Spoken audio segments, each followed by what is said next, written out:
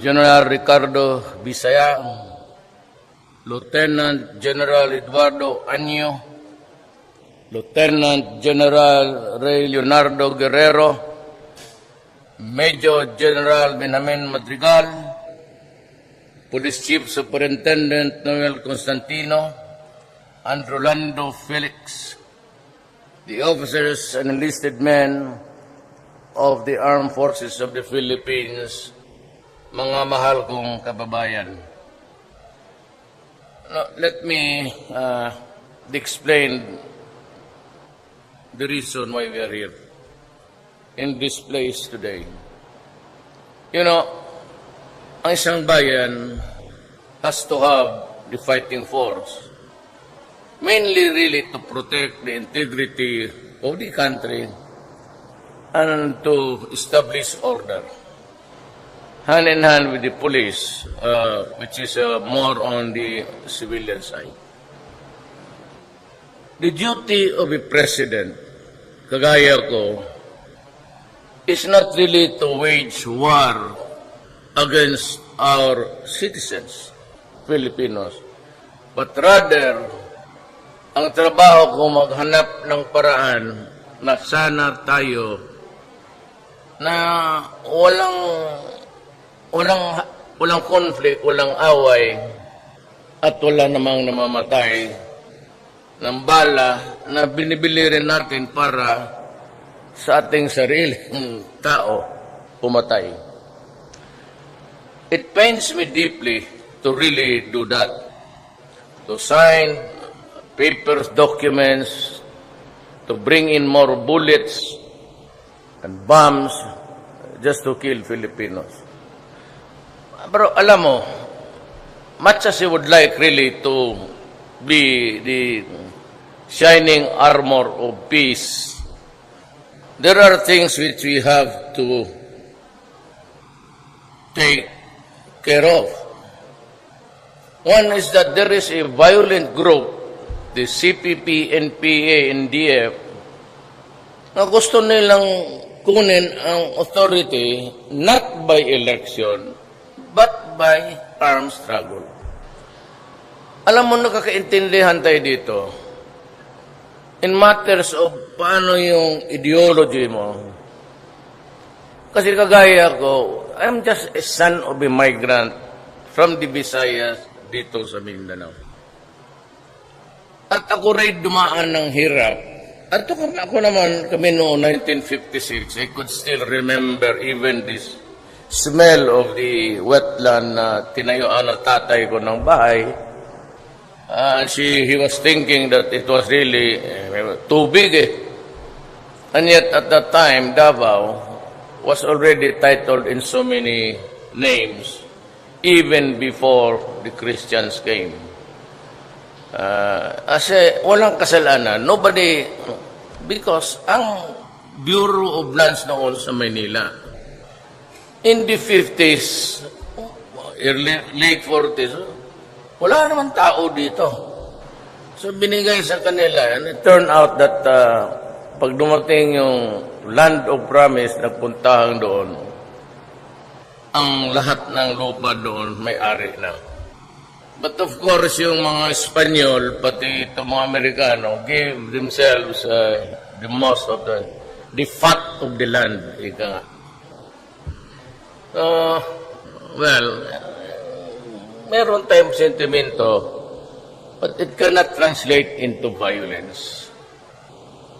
Ang akin dito is gusto ko lang makausap sila, and if there is still a chance for us to have peace. Nag-umpisa ako noon sa komunista. Even before I took my oath of office, I sent already Doresa and Bello to talk to the communists and to Sison. They were successful, except for a few hitches. The hitch was, everything was going smooth until nagalit ako kasi itong mga komunista continue to use landmine. Wala sana akong problema kung tabla ito. then I could order the Defense Department na magtanim ng bala, magtanim ng explosives, pasabugin natin yung bukid na yan. But we are not allowed to do that because we are a convenor and a signatory sa Geneva Convention. It is the international law. And as a government, we have to honor that agreement. Otherwise, you are not a responsible government. So while the talks were going on, and I was expecting the best of the results, ilang bibisita-bisita ko sa kampo, nag-declare na ako ng ceasefire to show good faith na mag-usap tayo, ito yung baraha ko. Binigay ko na kaagad. And I was expecting the communists to follow suit. But they did not. Okay lang sa akin. Until such time when I was covering the entire country, going to this military campaign, and then getting the reports from the field, that matay yung, ano ako doon na nakita niya, I not want to talk about it.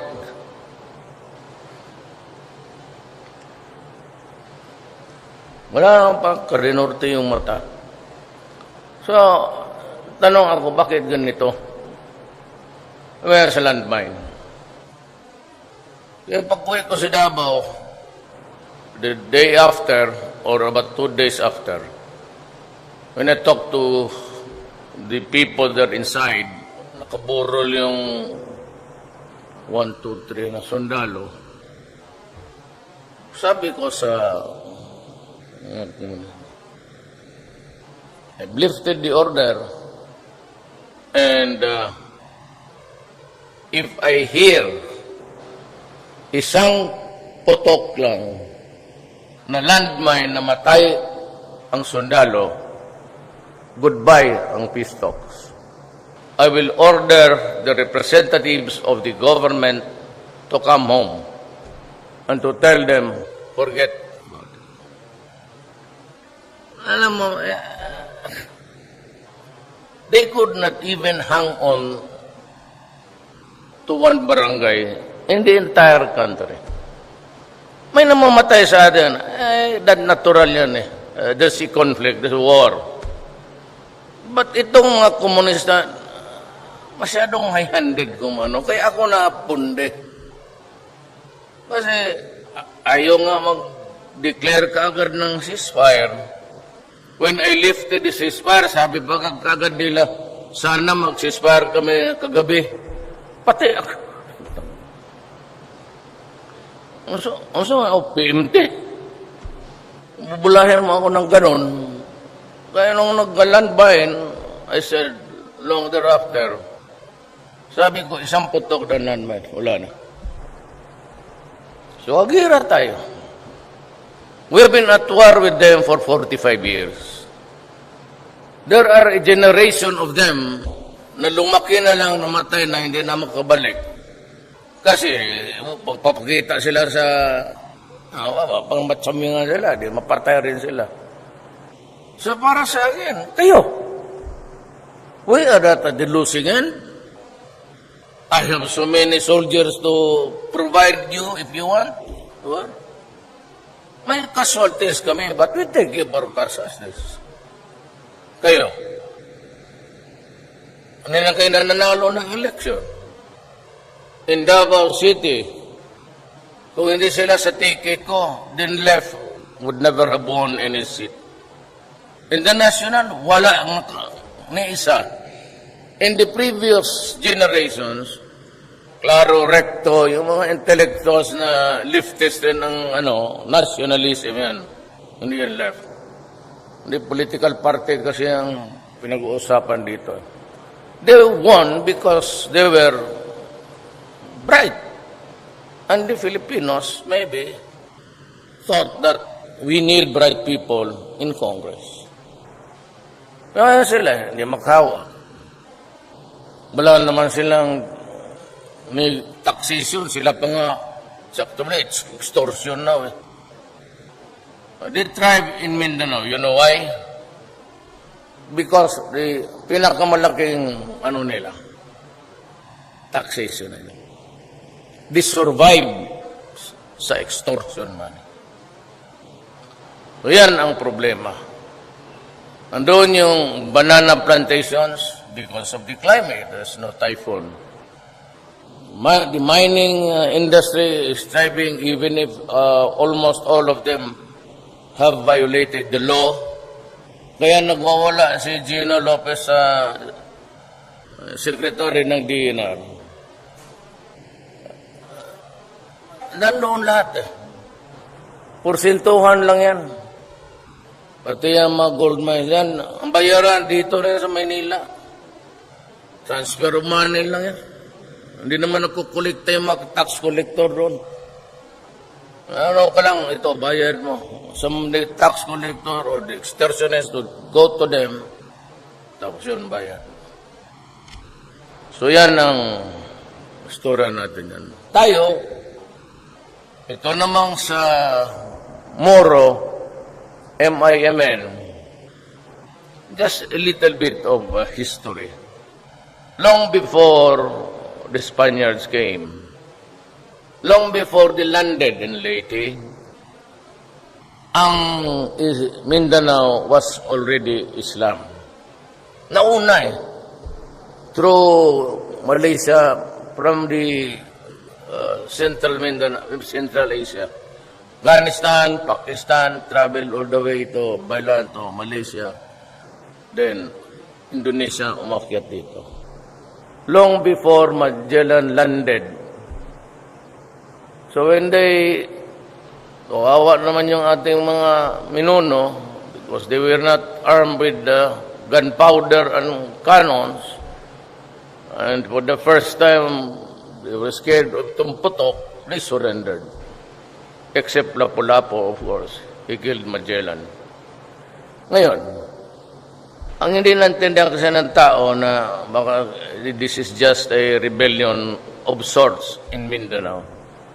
Actually, they're trying to raise the issue of sinong may-ari. And of course, it's not may-ari, but who was the first one to be there with what religion? So because fundamentally, ang dala ng mga Espanyol, Roman Catholic, ayun,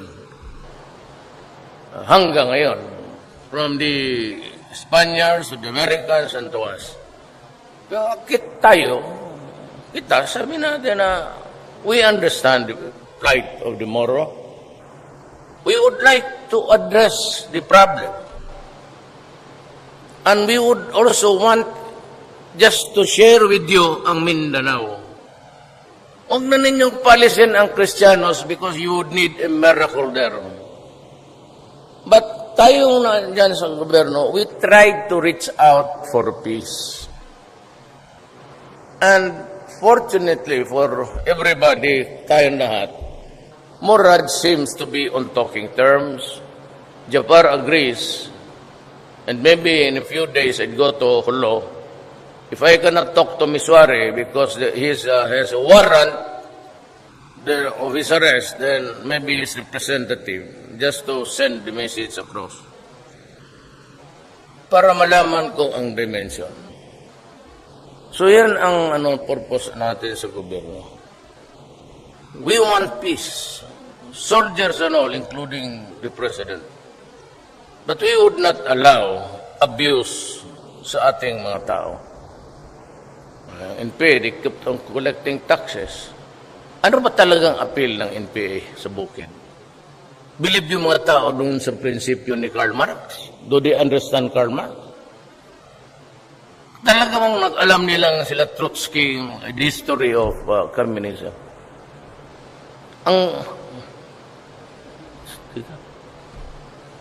Ayaw mong mag-join sa amin. O, patay ka. There's nothing intellectual there except by the brute of the bullet. Tayo naman, I understand. So, pero hindi yan pwede na, maganon sila ito. Sige, kami, bukas ka. Sino ka? Hindi ako papayag ganun because I have the burden of representing the Republic of the Philippines. I would not allow people to, kung kami-kami lang magkaibigan, okay siguro, medyo suplado. But not in public before the people of the Philippines. Hindi ako sang-ayon ng ganun.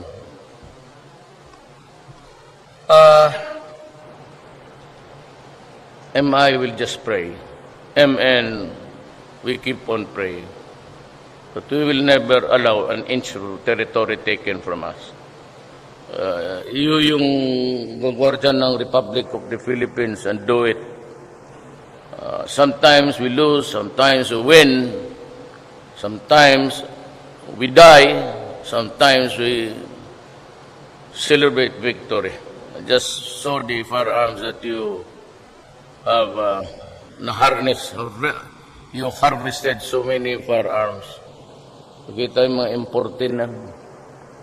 In the long run, sinabi ko nga sa kanila, we can fight for 100 years. Wala talaga kayong makuha. Yung mga anak ninyo, mga komunista, hindi nakauwi. Hindi naka-birthday yan sa anak nila. Mabuti pa yung sundalo ng Pilipinas. Kung gusto niya. Hindi na yung mga tatay ninyo mamatay, hindi na rin makauwi. Hindi mo nga alam kung pati ikaw, you'd live to see your daughter give birth to another added descendant sa buhay mo.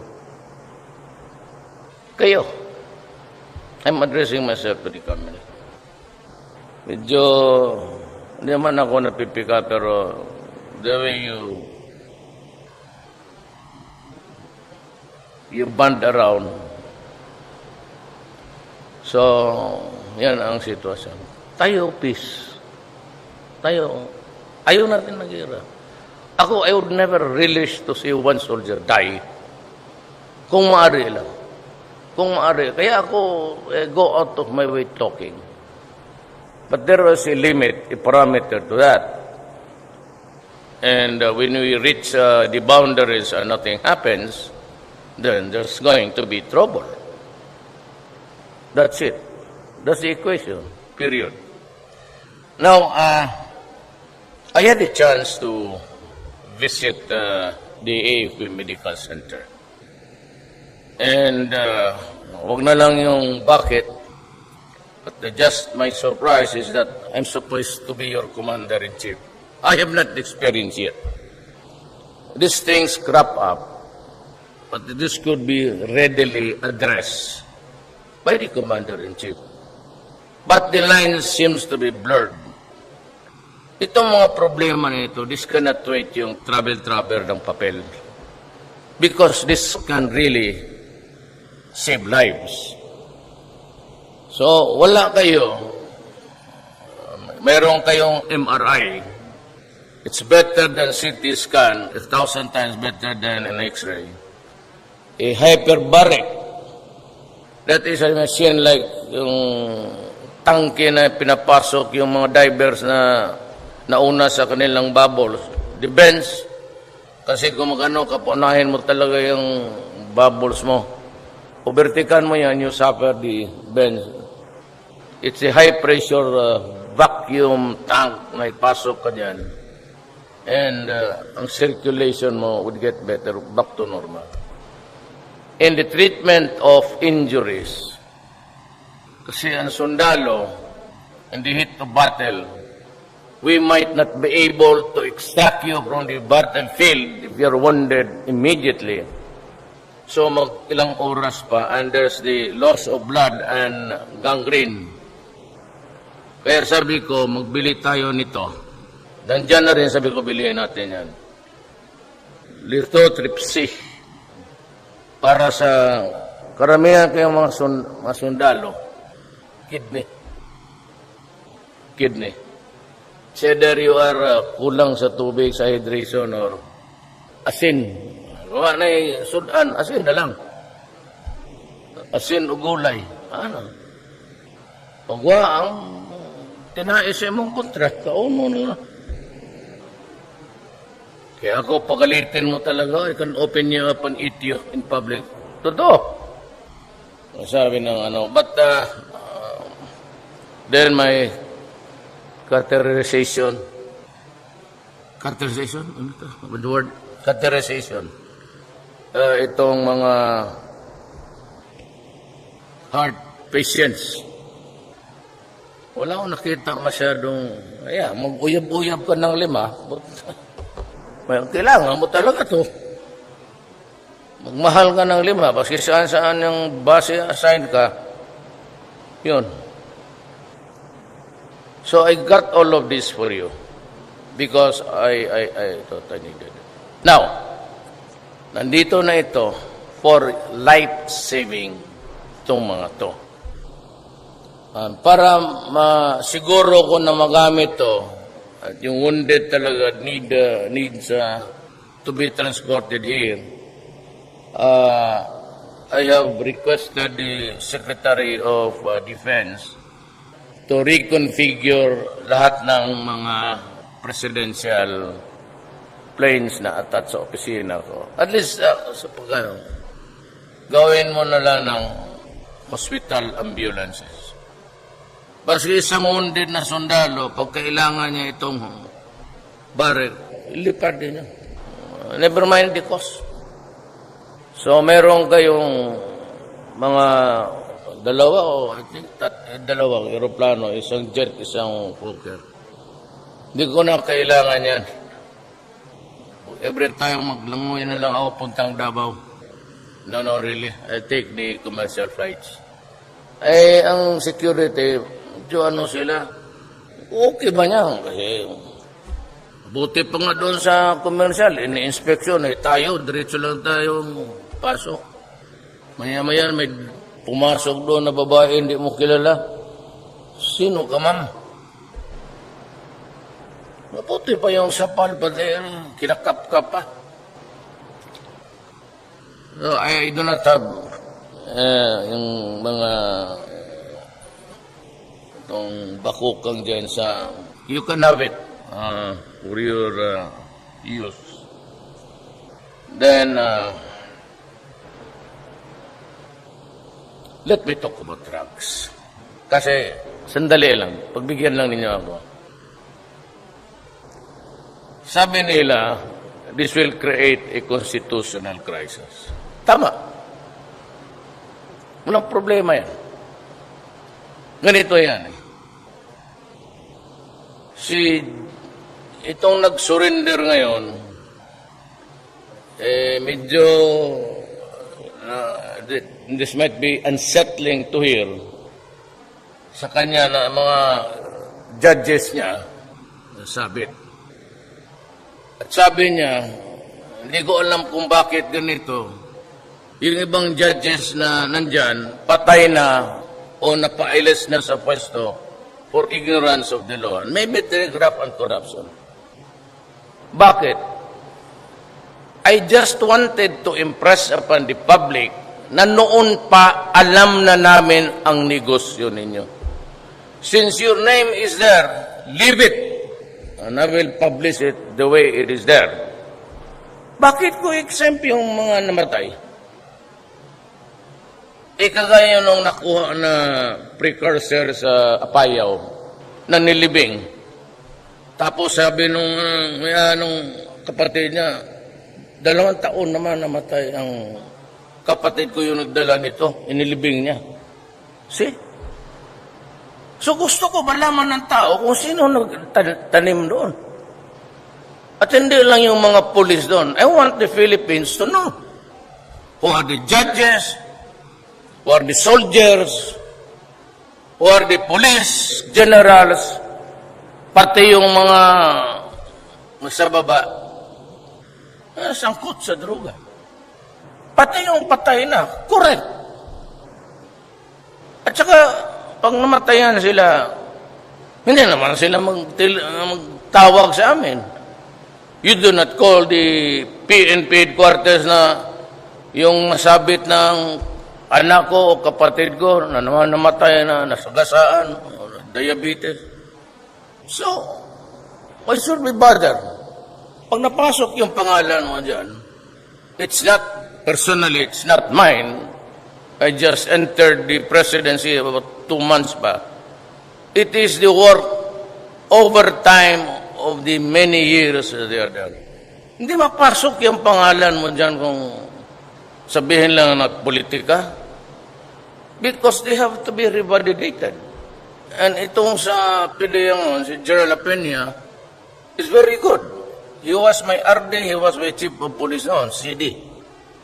Kaya ako siya nilagay dyan kasi talagang may tiwala ako. Just like Delphine Rolensana, matagal kami magkaibigan sa Davao. Kilala ko sila.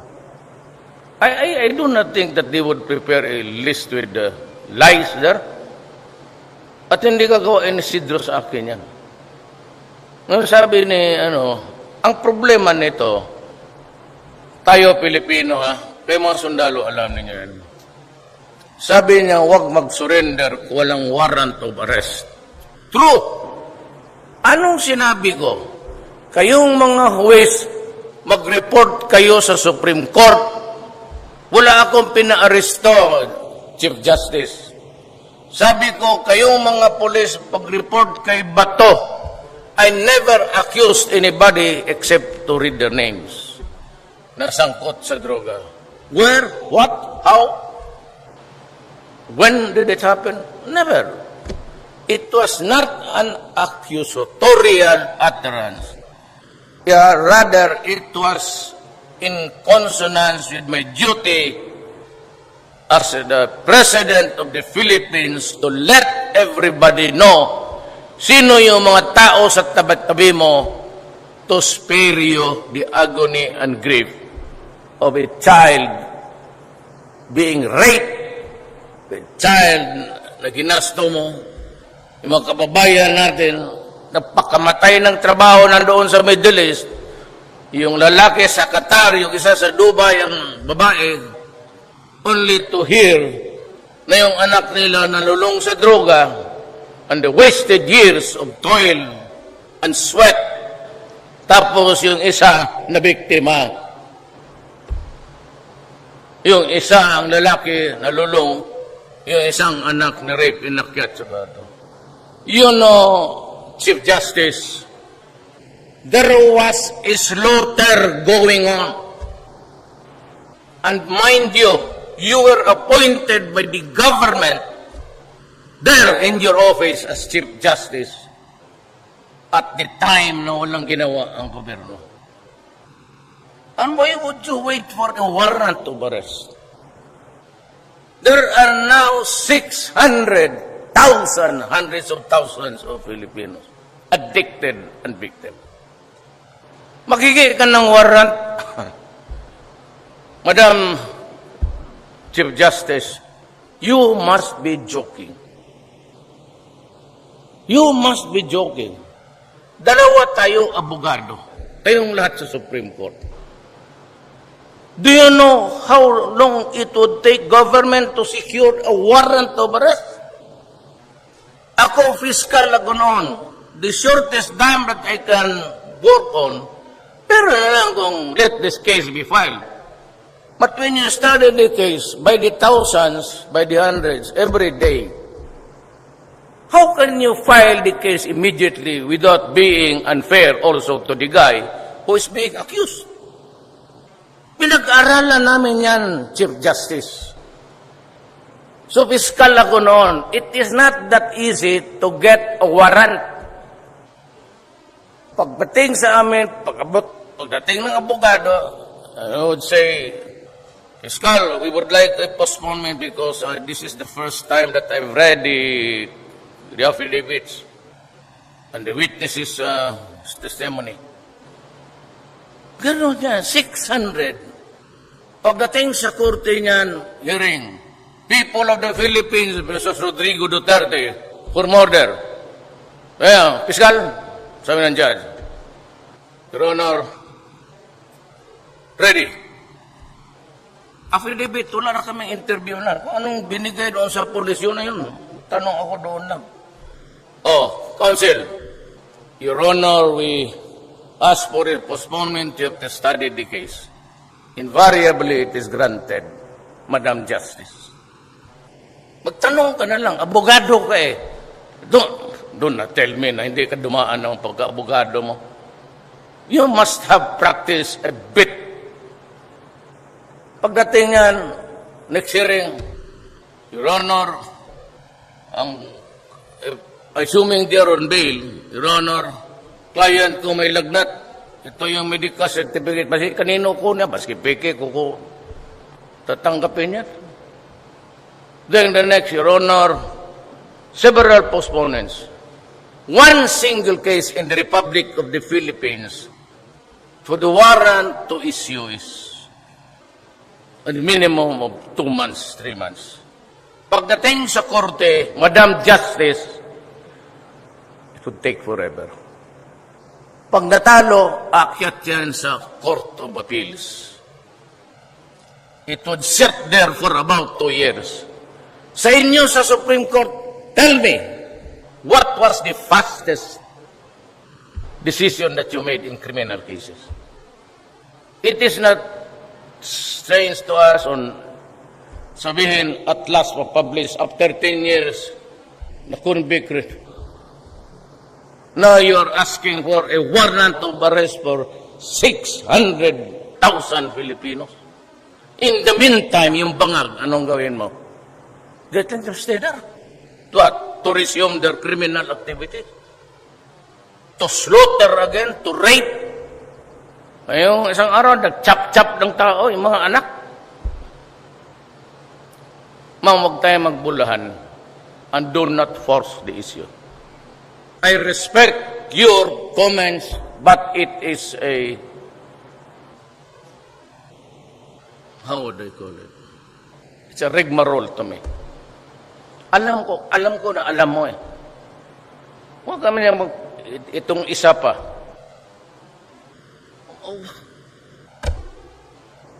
Just because kayo ang Supreme Court. You order me, I will not follow you. Orderan mo ako. Hala kayo dyan. I will order the military and the police to save lives. I am not saying that they should kill them. But in the meantime that you are projecting your theories there is crime on the streets. Please. Do not, sabi mo, create a constitutional issue. There will be. Pero wag mo akong pasundin. Ba sinabi ko sa inyo, at sana narinig ka, ma'am. In this presidency of mine, wala akong dreams dito. But when I said, I will stake my honor, my life, and my presidency, ito. I can retire to the let go of the presidency tomorrow and be happy with my life. But I have a problem for my country because I was elected by 5 million Filipinos with a sheer margin of 6 million. Saan ka nakakita niya? Di na ako kilala. Wala akong pera, wala akong makinarya. So saan ko kinuha yung 6 million na nagsabi na because the messaging was there. Yung 6 million na hindi ako kilala, ang alam nila, I said, there will be no corruption in government. And rest assured. Ngayon na, sinasabi ko, itaya mo yan. There will be no corruption in this government. Ito, ano pa? Sabi ko, drugs. Lahat ng mga anak ninyo hindi na makaway, kundi masaksak, mahold up. And there was slaughter every day. And you are just interested in the warrant of arrest. Pareig din yung kayo. Is that all? Maghintay sa warrant of arrest? In the meantime, crime is rampaging? Oh, come on. Bago ka 6 years yung dumaan, walang ginawa. Look what happened. Ako 2 months lang ako dito. So, Ikaw ang ni-warningan ko, hindi ako.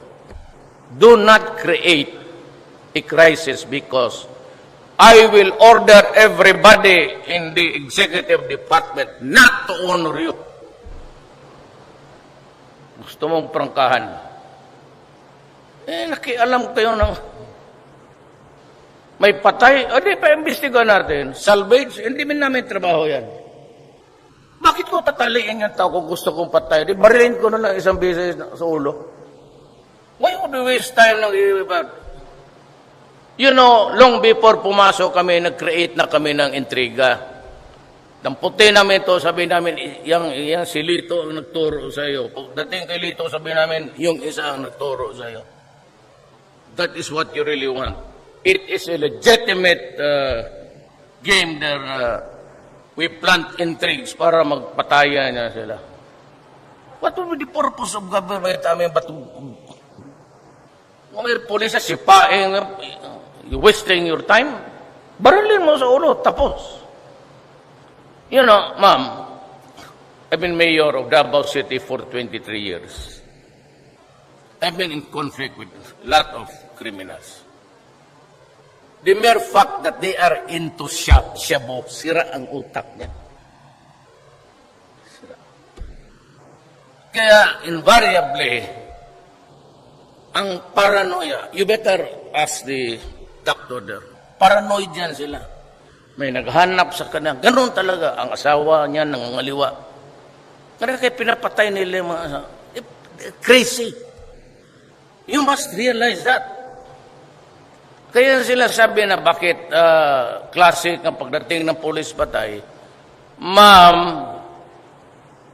yung mga pulis, pag naglabas yan, hindi naman yung gagong mag-solo lakad yan. There are always 3 or 4 with them. So kung lumalaban ito, yung isa may confrontation, yung mga pulis nakaposisyon na yan. Naturalmente, pagka any hostile, ang order ko sa pulis, pag may magbunot ng ganan, barilin mo. Huwag mo hintayin na paglabas niyan, apple. But you want my policemen to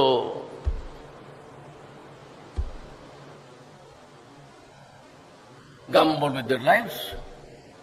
Self-preservation. Kung namatay ang pulis, may pamilya rin yan.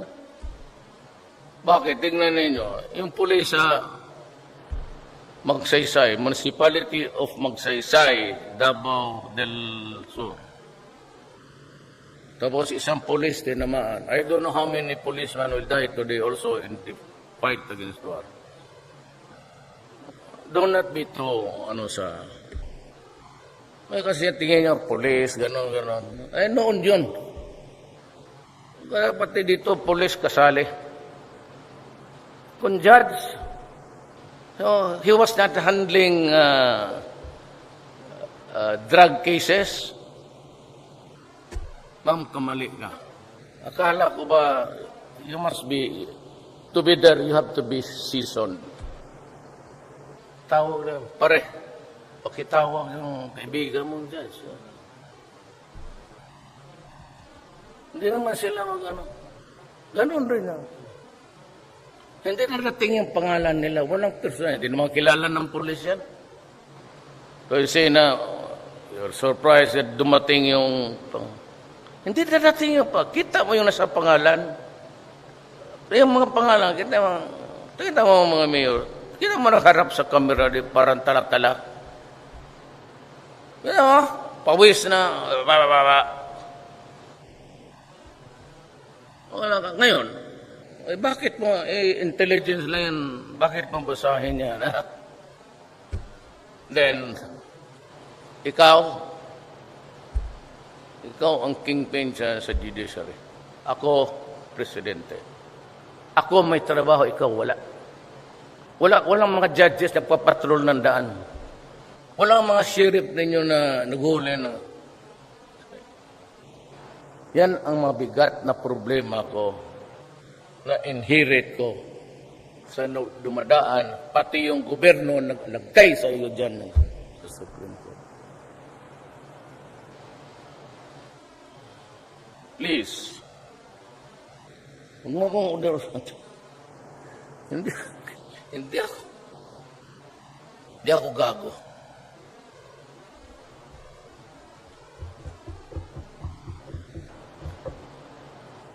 If this continues, pigilan mo ako. Sige. Pag nagwala na, or would you rather that I will declare martial law?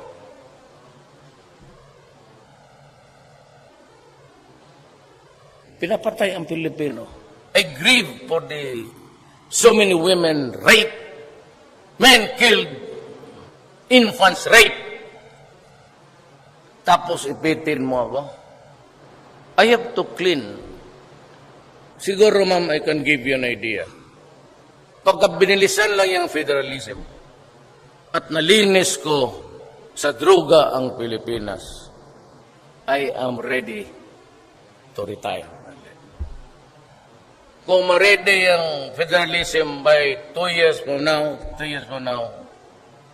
I will give way. And I tell you, I am good for retirement. Wala akong ano dyan sa presidente. Matagal na kasi akong mayor, pareho lang eh. Except that the country is much bigger. So marami akong, my duties to the troops of the Republic of the Philippines. Kayong mga sundalo, do not be, dyan lang kayo. Pilipino kayo, manood kayo. Sino yung tama? Kung ako ang tama, di, patalsik ninyo ako. But isipin ninyo ang problema. Madala ba ng warrant of arrest? Kayo, nakatikim naman kayo magdemanda. Ilang years na yan dyan sa korte. The sheer number of cases cannot be absorbed by the ordinary judge na matanda na. And the prosecutor. O hindi lang yan sila kung bata pa. Kaya ko noong fiscal ako, I really write my resolutions stating the case will be filed because 1, 2, 3, 4 recommendation. Ganon yan. Please go to reality. Huwag ka masyadong doon sa itas. And besides, I said, if the policemen and the military guys doing cases against drugs and in the performance of their duties, I will protect them. Nobody will go to jail. Bahala na sabi ko, I will not. Magkakaroon tayo ng problema sa Republic of the Philippines. I have my oath. I will honor the Constitution. I will defend the Constitution to a T. But huwag kang maghanap ng tawag sa Bisaya, Bicol. Do not create a conflict there because hindi tayo magkasundo. And to the troops, maintain your loyalty to the flag and to the Constitution. I do not want you to nurture love or loyalty sa isang tao lang. I do not need it, actually. Kung magdating ang panahon, we go into a crossroads, you decide. You decide. Pero ako, hindi ako magsunod niya. And please, do not create a confrontation, a constitutional one. Talo tayong lahat dyan. Maraming salamat po. Thank you, Mr. President, for your very inspiring message. At this point, we request the President to lead the awarding ceremony.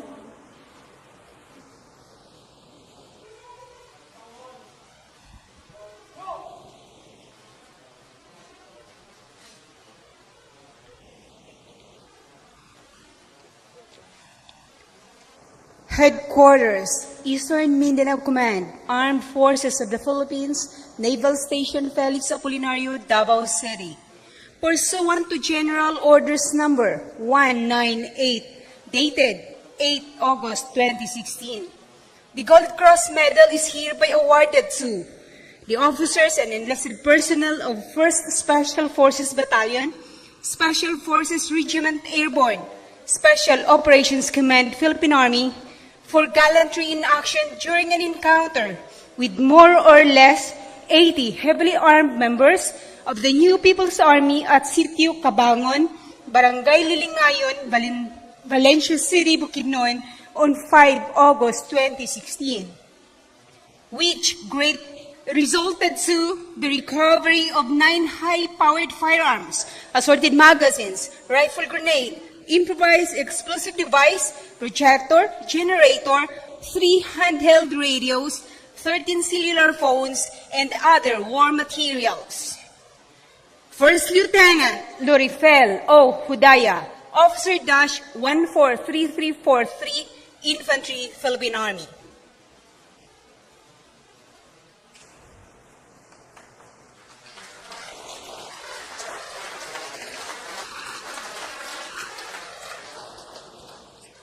Second Lieutenant Marvin S. Jacinto, Officer Dash 147300, Infantry, Philippine Army.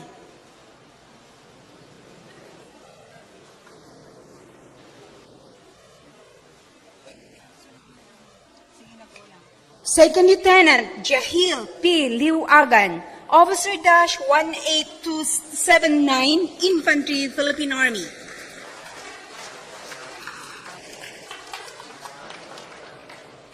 Second Lieutenant Aljosh Ayman A. Ariola, Officer Dash 18371, Infantry, Philippine Army.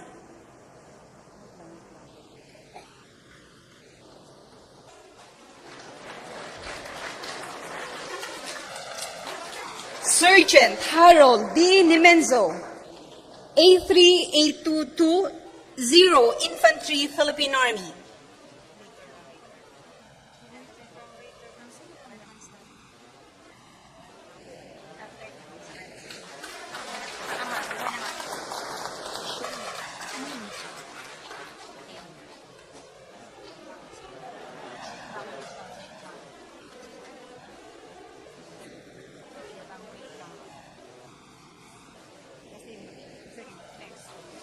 Corporal Rilcom T. Mendador, 866676, Infantry, Philippine Army.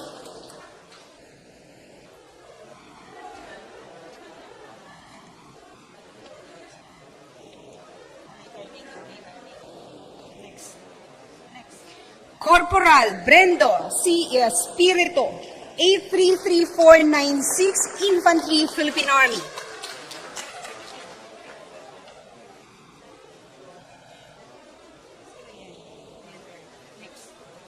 And Private First Class Jaynard Ilyander, 879782, Infantry, Philippine Army.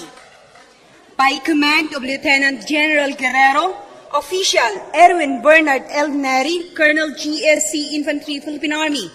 Chief of Unified Command Staff, signed Jennifer S. Suelio, Captain AGS, Philippine Army, Command Adjutant.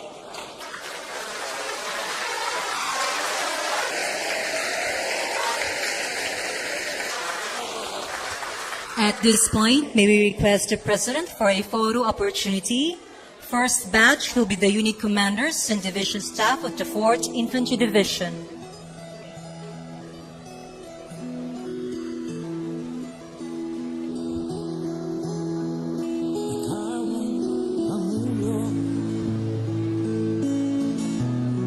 Para sa pagbabago,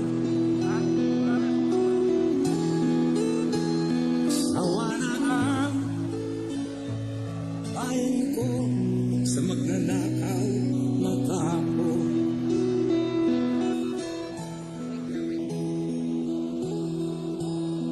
Madilim na kahapon,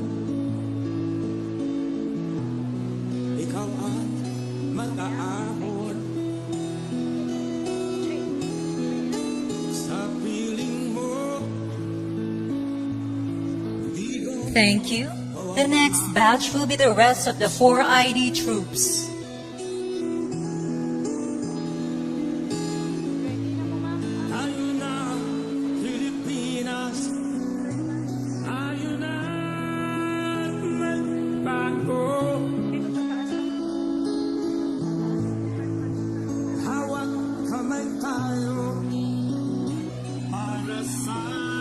pagkasenso. Ikaw at ako, tayong lahat kailan ligo. Duterte, para sa tunay na pagbabago.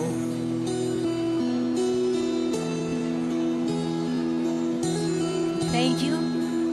The next batch will be the civilian employees of 4ID.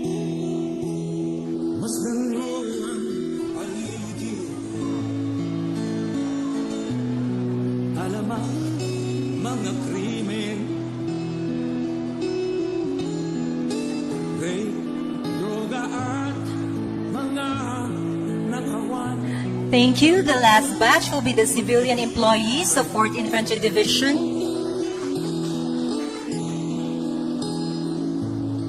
Ayun na, Pilipinas. Ayun na, bago.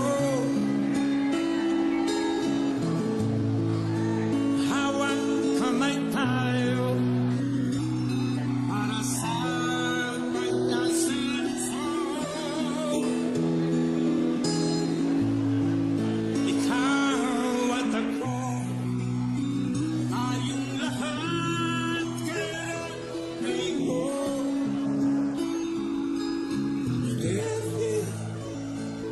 Para sa tunay na Thank you, Mr. President, for visiting the Diamond Division. We are proud and honored that you are with us today. Dagang salamat ug may gabi sa atong tanan.